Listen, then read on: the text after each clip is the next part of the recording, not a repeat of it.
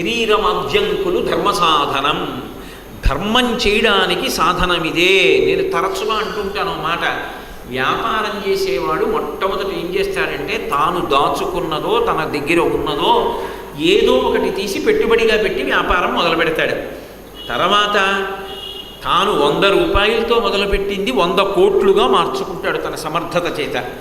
అలా మొట్టమొదట పెట్టుబడి భగవంతుణ్ణి చేరడానికి ఏది, భగవంతుడు ఇచ్చినది ఏది ఉందో ఇదే మొదటి పెట్టుబడి. దీన్ని తీసుకొచ్చి కూర్చోబెట్టి కాసేపు మాట్లాడు, దీన్ని తీసుకొచ్చి కాసేపు కూర్చోబెట్టి విను, కాసేపు ఆదిత్య హృదయం చదువు, కాసేపు గుళ్ళో తిరుగు అని దీనితో మొదట మొదలు పెట్టాలి. కాబట్టి ఇది లేదు. ఎలా అసలు సాధనం లేకుండా ఎలా చేస్తారు? కాబట్టి ఇప్పుడు సృష్టికర్తగా సాధనమునిస్తున్నవాడెవరో ఆయన బ్రహ్మ. ఆయన మహోపకారం చేస్తున్నాడా లేదా? అక్కడే ఓ చమత్కారం కూడా ఉంది. అసలు లోకంలో బ్రహ్మగారికి పూజ ఎందుకు చెయ్యరంటే ఓ గడుసుతనం చేత చేయరు. ఆయన చేసేది చేసేసాడుగా, ఇచ్చేసాడుగా ఈ శరీరం.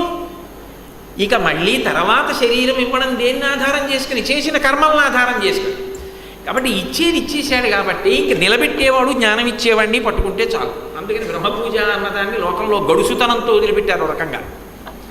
మళ్ళీ ఇచ్చినప్పుడు నా కర్మల్ని ఫలితాలని వాటిని కదా అంచనా వేస్తాడు. కాబట్టి ప్రస్తుతానికి నేను మిగిలిన వాళ్ళని పట్టుకుంటాను. అదొక గొప్ప గడుసుతనంతో కూడుకున్న వాదం. లేకపోతే బ్రహ్మగారిని పూజ చెయ్యకుండా ఉండాలని నియమమేం లేదు. ఆయనకి నమస్కారం చేస్తే ఏదో వెంటనే కంఠం పట్టుకుని మహాదోషం చేసేసామని ఎవరైనా ఏమనరు దాన్ని.